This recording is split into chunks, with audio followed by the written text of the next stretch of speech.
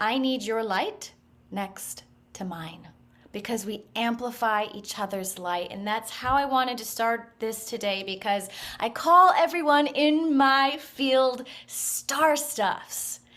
And star stuffs are these people that are onto this cosmic universal truth that each of us is a star in the galaxy. And each corner of each star in this galaxy is shining out and lighting the way for everyone around them. And it's not about like comparing ourselves to other stars. It's not like, I want to shine brighter than you. That's boring. Okay, guys, like that's really boring. What we're really here to accomplish is when we say, I choose myself. I choose to recognize that I am a star stuff, that I have my own corner of this universe. We are saying, I am significant. I am a star. I am authentically, innately capable of shining this light within me out into the world. And when we do this with awareness and an open heart, this is when we become of tremendous service. We light the way for others. We create tremendous purpose for ourselves and our lives, because this is an adventure in you guys. You get this human experience as a gift. And to honor ourselves as star stuffs is to truly honor this human experience. This human experience that we have been gifted, and I'm going to say this very clearly. This isn't about glorifying the ego. This is actually about honoring our humanness so deeply that we are honoring the Creator within each and every one of us. We are honoring our own light inside. And when we choose ourselves and when we trust ourselves, all we're doing is giving ourselves permission to be significant, to be this star. This is what God, universe, source is actually calling us to do. And He does that, she does that, it does that, they do that through your heart. This place in our body, which is why I'm going to talk so much about embodiment, because embodiment is interfacing with this human body. It's not this like discardable meat suit, y'all. It's this cosmic, divine rocket ship that's holding your spirit and that is creating the container of this reality and this experiencing that you're having. And you get to lead yourself in this adventure. Now, does that sound egoic? No, it sounds like we're honoring the gift that we have been given. These are the people that I call star stuffs, that know this, that want to step deeper into this. Because self-trust in this is not selfish. It's not. Because if you want to become, you have to step into this human experience, this body. This body is this cosmic computer of programming, of wisdom. Holy crap, you're breathing, walking, and talking like without any effort. This is a miracle. You are a walking miracle to be able to do this and to be able to truly become aware and have a more intimate relationship with this body is how we begin to unlock the parts in ourselves that we have unconsciously and consciously self-abandoned. Why do we self-abandon? Oh, because of conditioning, because of the programs that have been handed down to us from generations in our own families and in our own cultures, and through the trauma that we go through. So when I'm talking about self-trust, I'm talking about truly trust falling back into your own heart. And I'm talking about getting to know this body that has all this truth in it, that's holding all of these programs and portals for you to clear so that this resonance in your heart can become so loud that you can't ignore it, because that's your light. And we're here to remember it, to reclaim it, and to relax into it, and so we can expand it out into the universe. Because you know what? When we talk about healing, when we talk about liberation, and we talk about heaven on earth, what does that really mean? It means that we're in a constant state of expansion, because that's what love is, you guys. It's a force of expansion. When you are contracted and playing small and afraid, it's really hard to move forward. It's really hard to open to a potential that you can't see yet, which is why this work is so confronting. And it's why I want to be here as such a loving guide, because it's so important for us if we truly want to step into our authentic power. This power that like nobody can take away from you. Nobody. You're like, man, bruh, I got this compass inside my chest, and no matter what adventure's going on around me, like I know where to listen. I know what to trust. So that's what I'm here to do as a heartist and as a coach and a guide and a speaker and a host. Come to my magic party of trust falling into you and trust falling more deeply into this loving universe that is supporting us, no matter what it may look like on the outside.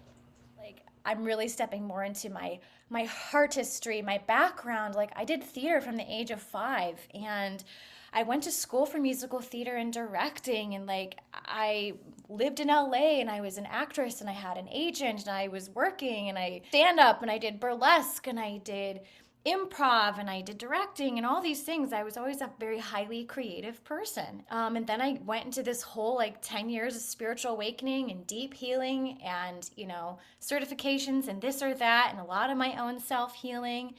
And now it's like coming full circle for me, which is why this embodiment work makes so much sense, because it's actually what I was so deeply attracted to so often in the work that I was doing, was really honoring this human emotion, was really honoring the human story, this whole journey with my own connection to God's spirit source, that this is what we're being really called to do, to honor this human experience, because we didn't come here as these, you know, enlightened beings. We're here to have this human experience and to experience an unfoldment. And this part of working with our body and moving with our body, you know, I did so much work in stillness and meditation and putting my attention on feelings and all of that. I did that so deeply. And now I don't even do much of that anymore. I'm doing movement. I'm just going to let my body move how it is, because it's how I'm feeling like I'm connecting to this conscious evolution, to this energy of conscious evolution. Like I said, it's this program, and so the stuff that we can't even see, that's not even coming up for us emotionally, intentionally, we get to experience it through music and through movement, because it's just there in the body. And so when we unlock this experience with our body and a deeper intimacy with our own internal energy, we get to excavate in a way that we can't do just through sitting still with a feeling. We have to keep creating these experiences for ourselves to keep going deeper within. And I call it excavating for a reason, because I feel like this is pretty much the only thing we have control of. Control, I use that word loosely, but we get to intentionally put our attention where we want to. And this is like our power as creators. We get to put our intention and attention where we want to. That is truly what we have control over. That is our superpower. Tapping into that when it comes to embodiment work, I just know this moves mountains for people, because it moved mountains for me when I have been going through so much healing in the past 5 years. So much stuff I just didn't even know was there. I had already done over 20,000 hours worth of inner work, meditation, self-healing, EFT, tapping, all these different healing modalities. And it wasn't until I started listening to myself, like recording my voice and playing it back, hearing myself, seeing myself, and then moving myself, that's when all of this stuff got unlocked. And when I also discovered a lot of sacred sexuality work as well. where I became in touch with a whole new level of our power of creation inside of us. So that's why I'm so friggin' passionate about embodiment, you guys, because this is next level stuff. It's simple and it's fun. It's fun to move. It's so innate to who we are. Before we can even walk or talk, we hear music, we hear rhythm, we're connecting to vibration. It's so primal for us, which is why the wisdom of the body is here for us at any given moment. And all we have to do is just start moving with it and listening to it. All right, so what I wanted to do today as well, I did this project over the summer, and it's a little music video. I don't know if you guys know the music of Hozier. Did I say that properly? Yeah, I love his music. And this song deeply spoke to me in this process of me coming out of darkness and into light, coming out of disconnect and coming into greater connection and wholeness with myself. It's basically like this song about how you want to outrun what's holding you back so much. You want to outpace the sun. You want to outpace the dawn. I moved out of this space of a very difficult relationship. For me, it was about spiritual warfare and a lot of lessons I had to learn, and about really choosing myself. And it was really hard. But what I've come to realize is those things that feel like the hardest things we deal with in our life, they're typically the crack in the pavement to our greatest, highest potentials.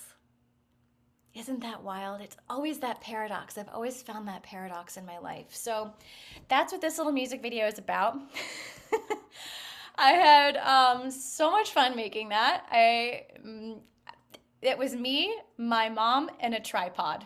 That was the production crew. That was in the farmland very close to my house, and it was over a period of 3 days. And the weather, you guys, like, God just like conspired, and I was like, I got the most amazing shots of the sun where I saw just like an opening in the sky, and we got the rain, and we got it was like high production value thanks to nature. The weather, you're not even joking when you said that. Like, you're the wind, the sun, the wind, and then the rain And the and rainbow. the rainbow. It was a fucking double rainbow like right over my house. I was like, what? I got amazing sunsets. I got amazing cloud formations. Like, Yes. Yeah, it was great. yeah, in 3 days. And it was literally the 3 days that I had to film it. Like, that was the time that I had to do it, and it all happened. And I was like, peace, bro. Like, and it's that fire. To me, it's this fiery flame in our heart that's like, that constantly wants to expand, that constantly wants to keep moving through all the versions of ourselves, which is why I have a kiss mark as my logo. It's not to like be cute or sexy. I mean, that's it. Most people see a lipstick mark and that's what they think. This is about kissing each version of ourselves goodbye as we move through it. That's to me what that symbolizes, which is why I had that at the end. It's like, okay, I lovingly bow to all the versions of me that have helped me come closer to the version that I am now. It's about expansion, and it's about doing it in a way that is so loving, to be radically gentle with yourself and radically loving with yourself and radically believing in yourself. That's what I think is really required if we are to expand into this world, because this life is hard enough. It's like, and so you have to be your own hero. You have to be your own miracle. You have to. And that's why I don't think it's selfish at all to say I choose myself, because you're saying I choose to be my own hero. I choose to be my own muse. And that's kind of my next container I'm creating, and that's the language I'm using, to be your own magician and your own muse. Learn how to wield your own internal energy in a way that you feel like, I'm pretty masterful at this. Like, I feel like I'm wizarding myself. I feel like I'm listening to my heart and I'm going, okay, here's what I want to create today. And then the muse, which is going to constantly propel you forward. Like, who are you becoming? Who do you want to be? Who do you want to feel like? Be it and feel it now. That's how we embody. That's what it is. Being that sexy woman and being free to be it without worry about what others how others are going to feel and judge, because we live in a society where it's not okay to be a woman. So much of our talk about programs that have been handed down to us, that our safety and protection as women is predicated on the fact that we are supported by a man, and we can't be supported by a man if we don't look a certain way and behave a certain way, right? And it's like, and that our bodies and our looks are so wrapped up in our sense of worth and our sense of value, and how our bodies are here to be commented upon and gazed upon as for men, for the male gaze. And I'm not saying that it's not delightful to have someone take you in. But what I've really discovered for myself in this work of embodiment and sacred sexuality. I was in burlesque, and I went through a phase where I had a whole podcast on this called Sex, Your Seed of Creation, where I talked about my whole kind of sexual history in a way of spiritual evolution. And I've come to this understanding of erotic innocence. That your body, this intimate connection that you have with your body, is your sensual experience. And as children, we see this so clearly in children, right? Like they move their body however they want to. They aren't thinking about how they're being observed, how they're being read by other people to a great degree. They're just there. They're happy to run around naked. They're happy to touch their bodies and however they want to. If they don't want to play with something, they just drop it and keep moving. This is the self-trust that we're remembering and reclaiming and coming back to. And it is not about being sexy for sexy's sake. It's not about titillation. It is about reclaiming this erotic innocence that you own, your body and your senses, and you're honoring your body and your senses, because what feels good to you is not going to be the same thing that feels good to me. And that's your job, and that's my job to figure that out for ourselves. Because also, if we want to have these juicy, delicious, wonderful relationships where we feel seen and heard, and the intimacy is just there and it's magnetic and all these things, how can we really express what we want to someone else if we don't even know it for ourselves on at least some level? Women talk about this idea of receiving, like, oh, I'm in my feminine and I'm going to receive. But you know what half of receiving is? Half of receiving is the steps that precede receiving, which is really deeply knowing what it is that lights you up, turns you on, makes you feel good, makes you feel joyful, makes you feel safe. The next is trusting the fact that you can talk to somebody and that your needs will actually be met, believing that if you speak your truth and you speak your needs, that they have the possibility of being met, and trusting that. And then when you get it, actually being open to receiving it and then expanding into that receivership. Holy shit, that is a big ass job. Right? Like, it's not as simple as people make it. And that's also what I feel like I'm really here to support women in too, because I feel like that's such a deeply feminine paradigm. Men in Harvard like can be like, oh man, yeah, like I got a D in my class, but I can still run for president. you know but like women are so fixated on like, well, I have to do everything right in order to be accepted and seen and heard. And like, no, you just have to come back to yourself and your true feminine essence. And that is how we reclaim what it is that we want and have the ability to then speak to it to other people. This is a movement. And it's not, well, I mean, it's not, it's like you're like an early adopter, or maybe not an early adopter, maybe just more at the forefront of the making it more mainstream. Yeah, I think that's what it is. Because for me, I have felt very alone. We talked about loneliness earlier today, Lisa, which was, oh, I love that conversation. By the way, I'm obsessed with Lisa, you guys. I'm the best. She's amazing. We've had some really good conversations. They just keep getting juicier every week. Yeah. Yeah, I feel like we talked about language too today, and that's one thing that you really appreciate about me as a coach and as, you know, someone that's kind of spitballing with you on these things is that I do feel like these things are so dense. Like these concepts have been so dense, and I've been like picking apart this stuff for a while. And I met friends in Bali back last year, and it was the first time that I ever felt like, oh, there's a whole community of people that get this.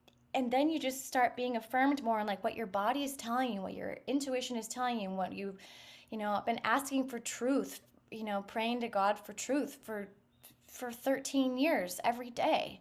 If we're going to lead or guide anybody, it's not about even, it doesn't even matter what point you or I are on the path. The point is that we are here to help each other trust in our own path. Your body, your heart is going to guide you through what you need to learn. And I'm going to remind you, like today I was like, you know the truth. You do. Your heart knows the truth. Your body carries the truth. And we're just opening to this. That's really what self-trust is. That's why I say it's self-trust and surrender and trust falling. I use this language because you're just opening. That's all we're doing. If you don't believe in God, if you don't believe in source, if you don't believe in magic, if you don't believe in miracles, then I can't help you. I can't. I can't because what's required is just a tiny bit of opening to this. A tiny bit of opening to believing that you are already supported. Even just a crack in the pavement, because then that crack expands and then you get to see, holy crap, there's so much magic here. I was one of those people. I didn't believe in God. I thought God's plan was a joke. Like I used to laugh, and I even had like a miraculous healing in a church, but I still was like, no, God's not real. Like it took me until I was 23 or 24 and I was hit over the head with experiencing of energy and grace and God's blessings in my body. That's what it took for me to be like, oh, this is real. This is more real than anything I've ever experienced. This unseen reality. I said this last night to someone. I was having a religious conversation with them. It's like, I have done both. I have been a non-believer and I've been a believer. Mm. And when I take the two and I compare, what feels better? What part of my life has been better? And I have to say belief all the way.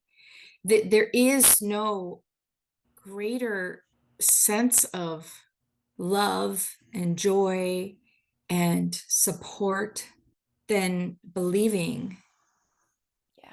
and opening up, like you say, that crack in the pavement. Mhm. And then like I literally can see it like it's a Marvel movie or something, and it's like all this light is just spewing out. Yep. You know it. You know it's shiny, Lisa. That's why you're here. That's why you're here. And when we're here together talking about these things, it amplifies it and it clarifies it. And that's like for me, it's about like, let's make this simple and accessible for people because it really doesn't have to be complicated. It could just be like, it's about opening, you guys. Like, 100%. Yep. And we're here on this earth to experience good things, not only bad. And we stay stuck in this bad. And maybe it's because that's what we deserve, that's what we've been told, but it's not true. it's not We a all, punishment. No, I'm sorry? it's not a punishment. No. No, we're not. It's not like we did something wrong, inherently wrong. We're just learning. We're just unlearning. Thank you. All right. Well, I want to talk a little bit about this app and this movement real briefly because I feel like I'm not going to shut up about the app for a while because I'm going to be building it. It's a masterpiece in progress, just like you, baby. It really is. So on this app, it's a free app, y'all. It's meant to be here to start a movement. It's called the hashtag self trust movement. That's what I'm hoping to start on this app. And there's wonderful free offerings there. I have a weekly magic whisper message that I'm sending out, which is basically just a real heart led message to remind you of the star stuff that you are and to keep going. Like I'm your cosmic hype girl in those messages, and that's for free every week. And I'm going to do these guided embodiment sessions. I'm going to I'm going to put them out there when I feel that they're relevant, and when I have, when I kind of just create it. Like, I'm going to create a gorgeous little musical playlist, so there'll be different playlists to enjoy, and then to have these guided embodiment sessions. I call them Make Your Own Magic sessions, because we are combining what people would, I think, call manifestation work, but I don't consider myself a manifestation coach. I mean, I've kind of grown into that more, but like I'm here for the embodiment. I'm here for let's just get intimate with our own expansion, and that just so happens to marry itself with a lot of manifestation ideas, and going into our hearts. So yeah, it's gonna be a little bit of everything, and I'm gonna keep evolving it. And those are gonna be there, and you get to test drive my 30-day Make Your Own Magic challenge. That's there in the free offerings, and you have the opportunity, obviously, to do more things with me. Like, I have my coaching on there. You can purchase that, and you can purchase the full 30-day program, and there's other things that are available, but that is what we are starting with, gang, and that's what you can expect from me on the app. I get to be in your pocket.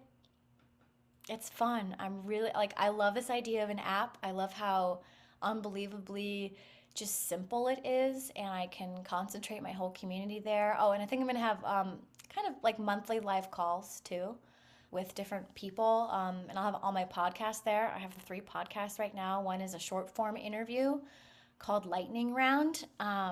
That is, I'm bringing in just some of the most epic creator, healer, lover leaders, and it's 6 questions, 15 minutes, and it each is a round where they get to just give their lightning strike of wisdom to humanity, and that's Lightning Round. And then I have Spirit Actually, which is a more long form interview, real more personal interview with people that I have met that have the most amazing personal stories of times in their life when they could not deny, dismiss, or refute that Spirit Actually was guiding them. Just some of the most amazing stories. I call it like chicken soup for the new earth soul.